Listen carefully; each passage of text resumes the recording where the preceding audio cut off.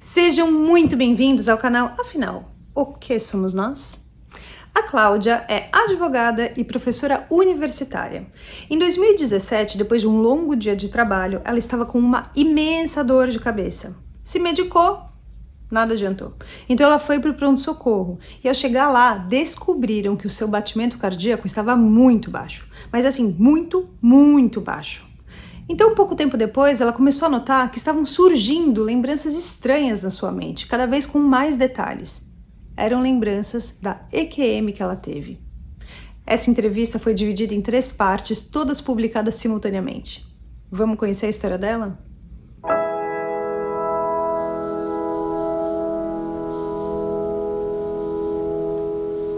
Boa tarde, Cláudia. Muito obrigado por você aceitar compartilhar conosco do canal Afinal que Somos Nós, a sua experiência de quase morte e outras experiências que você considere relevante compartilhar conosco. Quero aproveitar e mais uma vez pedir desculpas a você, porque essa é a segunda vez que nós estamos gravando. A primeira vez houve um problema técnico e, infelizmente, eu não pude aproveitar, então estou contando aqui com a sua generosidade para novamente nós fazermos essa entrevista. Muito obrigado. Por favor, se apresente, diga de onde você está falando e nos conte tudo no maior detalhe que for possível. Muito obrigado. Desde já, a palavra está com você. Obrigada, Carlos. Eu me chamo Cláudia Simone, eu sou advogada, sou professora do ensino superior e falo da minha cidade maravilhosa, Foz do Iguaçu, no Paraná. Antes de começar a minha história, eu gostaria de agradecer ao canal, a você, porque por mais que nós que passamos por essa experiência contemos a alguém, as pessoas nos ouvem e ficam assim paralisadas, elas não sabem o que falar.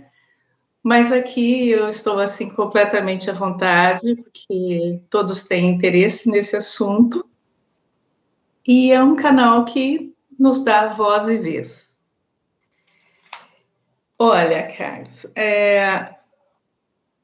eu durante muito tempo eu tentei processar isso tudo que aconteceu, os fatos desencadeados naquele dia, e eu não consigo chegar a uma conclusão, é isso, aquilo. Então eu vou assim me dar a liberdade de simplesmente contar, tá? Em 2017 eu estava à frente de um grande projeto de trabalho, estava trabalhando muito, muito, muito mesmo. E numa segunda-feira, eu trabalhei o dia todo no computador, né? Mas trabalhei mesmo com bastante afinco e à tarde, no final da tarde, no início da noite, eu ia para o meu trabalho, que é uma faculdade. Aí eu pensei, não, mas se eu ficar na minha casa, eu vou render mais. Então, aí eu não saio de casa, não preciso pegar o carro, nada, eu vou ficar aqui. Liguei para a faculdade, falei, olha, eu vou ficar trabalhando em casa, qualquer coisa vocês me chamem, né? Estarei aqui. Naquela época, fazia 10 meses que a minha mãe havia falecido, Carlos. Então, eu ainda estava na aceitação da morte dela, né? Mas acho eu que eu estava indo bem. Aí o que acontece? Quando chegou nesse dia, no final da tarde, eu pensei, eu já havia avisado a faculdade que eu não ia, eu vou lanchar, tomar banho e depois eu volto para o computador. Isso começou uma dor de cabeça horrível, uma dor de cabeça terrível, terrível, intensa. Mas como eu tenho enxaqueca, ter dor de cabeça para mim é uma coisa muito normal, né? Eu pensei, não, eu vou lanchar, tomar remédio, vou tomar banho, descansar um pouco e depois eu volto para o computador. Tá bom. Eu não consegui comer, fui tomar banho, tomei os meus remédios, tomei banho e não melhorava. Não melhorava, não melhorava. Falei, não, eu vou deitar um pouco para ver quem sabe passa. Aí deitei e a dor de cabeça só piorava. Foi passando o tempo e eu não melhorava. Aí eu pensei assim, nossa, eu acho que eu vou chamar o meu marido na época para nós tomarmos uma providência antes que fique muito tarde e não dê mais para... Ou fica difícil o atendimento médico. Isso já era umas 8, 8h30 da noite. E eu havia combinado com ele mais cedo o seguinte, ó, que ele fosse para a faculdade que ele estudava, e assim que ele terminasse os afazeres dele, ele passava aqui para me ver. Tá bom. E quando eu tomei essa decisão de chamá-lo, é porque realmente eu não estava aguentando mais, estava assim, insuportável. E aconteceram coisas naquele dia que não foi usual, não foi comum, não foi o esperado. Por exemplo, esse lugar que ele estudava é um lugar bastante ermo, em que na época, 2017, era muito difícil o sinal do celular. Então, quando eu tentava falar com ele, tinha que ligar umas 4, 5 vezes, quando ele tentava falar comigo, também era assim. E eu liguei para ele e ele atendeu no primeiro toque. E eu falei para ele, olha, vem para casa que eu não estou bem. Aí ele falou, o que você tem? Eu falei, estou com dor de cabeça. E ele, para depois, né, do meu espanto, ele falou, estou indo. Porque ele também era muito acostumado com as minhas dores de cabeça. Então, o natural seria ele falar, toma aí um remédio, assim que eu terminar eu vou, né? Mas não, ele veio. E a partir do momento que eu falei isso para ele, eu estava sentada já na cama, eu deitei para trás e fechei os olhos, e as minhas pernas ficaram do lado de fora da cama. Na minha cabeça, assim, passou-se, assim, segundos. Quando eu abri os olhos, ele já estava do meu lado. Ou seja, do lugar que ele estava até chegar na minha casa, levaria no mínimo, Carlos, no mínimo, de carro, melhor trânsito, às 8h30 da noite, no mínimo uns 30 minutos. E ele estava ali do meu lado. Eu achei aquilo estranho, nossa, que rápido, né? Mas tudo bem, eu estava muito mal, eu não conseguia ficar processando isso tudo. Ele me ajudou a me vestir, né? Era junho, aqui é frio, né? No sul. E fomos para o pronto-socorro do plano de saúde. Chegando lá no pronto-socorro, isso depois eu fui fazer ligações, né, dos fatos. Não tinha ninguém no pronto-socorro. Mais incrível que pareça, não tinha ninguém no pronto-socorro. E eu fui imediatamente atendida. E eu estava lá e fui me passar imediatamente pela triagem, e quem me atendeu falou assim, por que o batimento cardíaco está tão baixo? Eu falei, não sei por quê. Ele saiu da sala e veio correndo, voltou correndo, assim, muito rápido, com um médico bastante jovem, muito jovem, que estava lá de plantão aquele dia. E ele começou a me fazer algumas perguntas, né? A senhora tem problema do coração? Eu, não. Na família tem problema cardíaco? Eu falei, sim, tem, do meu pai, minha mãe, dos dois lados. Já teve falecimento por problema cardíaco? Eu já, tal, não sei o quê. Então vamos deixar aqui a senhora em observação um pouco. Eu, tá bom. Aí me deixaram numa sala, me estabilizaram, acredito eu, colocaram os aparelhos em mim, aquela coisa toda. Nisso entra o meu marido, Carlos, sem brincadeira. Ele estava de uma cor, assim, entre branco e azul. Não sei te precisar, de tão assustado que ele estava, né? Aí eu falei, olha, eu quero fazer xixi. Aí, pois não, vou buscar a cadeira de rodas. Eu falei, não precisa, eu vou andando. Não, a senhora não pode sair, não sei o que, tal. Aí eu comecei a desconfiar que alguma coisa meio grave estava acontecendo. E fiquei lá esperando mais um pouco, e era aquela conversa baixinha, e todo mundo conversava, e o médico conversava, e todo mundo conversava. Aí eu comecei a ter umas lembranças, assim, bem estranhas, que eu vou contar daqui a pouquinho. Até então, para mim, eram lembranças, né? Aí, daqui a pouco, eles voltaram e falaram, olha, nós vamos transferir a senhora para um outro hospital, um hospital de referência, que tem UTI cardíaca, né, UTI coronária. Eu falei, não, tudo bem, meu marido me leva. Não, a senhora vai de ambulância. E aí que eu senti que realmente alguma coisa muito grave, muito séria estava acontecendo. E nisso, a minha cabeça estava assim, povoada de umas lembranças estranhíssimas. Eu falei, gente, o que é isso, né, tal. Mas eu sou uma pessoa, Carlos, muito tranquila. Eu falo sem falsa modéstia, que eu sou uma pessoa treinada para resolver problema. Eu resolvo tudo que é problema. Me ajuda muito na minha profissão, né, de advogada.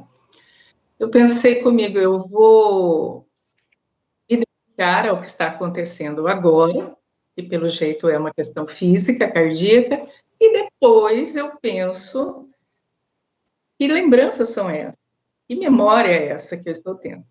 Aí tudo bem. Aí eu fui transferida para outro hospital, fiquei lá 2 dias e meio, aquela coisa toda.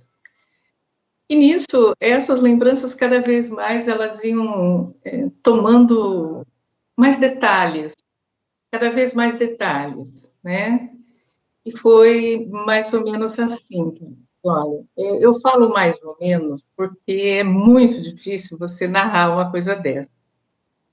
Mas o que aconteceu? Eu estava, imagino eu, que era um hospital, uma sala de hospital, imagino eu, e eu estava num canto, mas eu era muito alta, muito grandona, enorme, assim, e alguma coisa estava cobrindo o meu corpo, eu não sei dizer, o mais próximo que eu consigo definir, Carlos, é que era uma espécie, assim, de tecido grosso, e eu estava ou enrolada, ou uma pele em cima de mim, alguma coisa assim. Eu falei, nossa, que estranho. E aí eu comecei a observar a sala. Havia outras pessoas nessa sala. E havia também outras Cláudias nessa sala. Uma delas, eu estava deitada numa espécie de mesa, uma mesa cirúrgica, assim, de inox, né? Havia 2 pessoas do meu lado, só que essas 2 pessoas, elas não estavam, isso me chocou muito, elas não estavam nem um pouco preocupadas comigo, nem um pouco. Tanto é que elas estavam de costas, né, cada uma para um lado, e eu naquela maca, mesa ali no meio. Só que aquela Cláudia que estava deitada lá, Carlos, não era eu hoje, era eu jovem, muito jovem. Jovem, bonita, o cabelo muito comprido, e imediatamente eu detectei ali que eu estava morta, que não era uma pessoa viva que estava deitada ali. E por que eu tenho certeza que era eu? Primeiro, por causa do cabelo, eu tinha um cabelo muito comprido na época, como se usava lá, naquela época, eu tinha mais ou menos 20 anos, estava com uma roupa muito na moda naquela época, e era uma roupa que eu gostava muito, eu me lembro muito bem dessa roupa, era uma calça jeans larga, a gente falava calça bag, e uma camisa de seda branca, off-white. Eu ficava muito bonito com aquela roupa. E eu estava com aquela roupa deitada ali. Eu falei, nossa, e enquanto isso eu no canto, ainda uma espécie de monstro enorme, grandona, né? Aquele frio, um frio muito grande. Ao mesmo tempo que era frio, era um calor insuportável. E eu continuei observando a sala. Aí, a sala, ela era pequena, dava para ver que ela era bem pequena. E em cima havia uma claraboia, que é aquele recorte no teto para entrar luz, né? E essa claraboia, ela não tinha aquela luminosidade da luz branca, prateada, não. Ela tinha uma luz fraquinha, amarelinha, e eu sempre comparo o seguinte, Carlos, sabe quando a gente está viajando na estrada e a gente olha assim aquelas casas de sítio lá longe e tem aquela casinha com aquela luzinha? Era uma luzinha assim, amarelinha, aconchegante, quentinha, quentinha. E aí a Cláudia, que estava embaixo daquela claraboia, era eu hoje, eu agora, eu mais velha, eu adulta, né? Muito bem. E eu fiquei tentando entender o que estava acontecendo, porque tinha a Cláudia monstro, a Cláudia morta e a Cláudia embaixo daquela claraboia. Eu falei, meu Deus do céu, o que está acontecendo? E nessa minha mania de ter controle das situações e não me deixar levar por medos, nem por nada, porque eu tenho esse temperamento, sou uma pessoa muito forte, eu sou mãe de 3 filhos, né? Eu pensei comigo, eu preciso sair daqui. Eu quero sair daqui. Ninguém conversou comigo, ninguém falou comigo. E enquanto eu ficava olhando aquela situação, uma hora pela ótica da Cláudia Monstro, e outra hora, em outro momento, pela ótica da Cláudia eu, né? Quando eu olhava para a Cláudia morta, parecia que o cenário, ele se transformava. Essas duas pessoas que, primeiramente, que não estavam preocupadas comigo, e primeiramente eu as via de branco, etc., não. Às vezes elas apareciam com uma roupa muito rústica, como se fosse um linho grosso, um algodão grosso. E em outros momentos, e onde a Cláudia estava deitada, a Cláudia morta, parecia uma pedra, não era mais, parecia, Carlos, eu não consigo, assim, ter uma certeza, não era mais aquele aço inox, isso oscilava um pouco.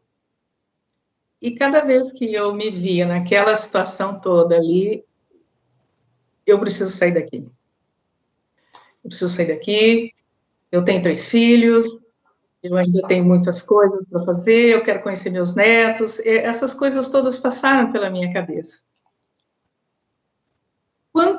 Enquanto eu estava analisando a situação e tendo esses pensamentos, a claraboia, ela vinha se aproximando de mim, né? E o interessante da claraboia, Carlos, é que ela não era assim plana, ela estava assim, né? Na diagonal.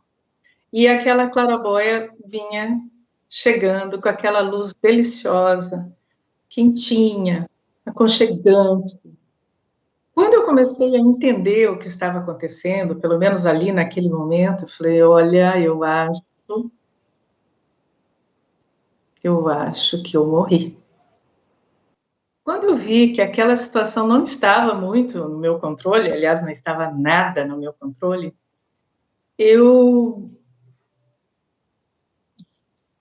pensei assim, bom, já que eu estou aqui, eu quero ver a minha mãe, porque fazia 10 meses que a minha mãe havia falecido.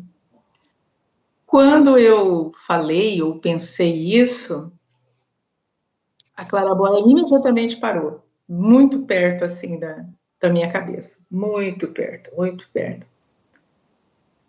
E eu escutei uma voz, eu falo escutar, né?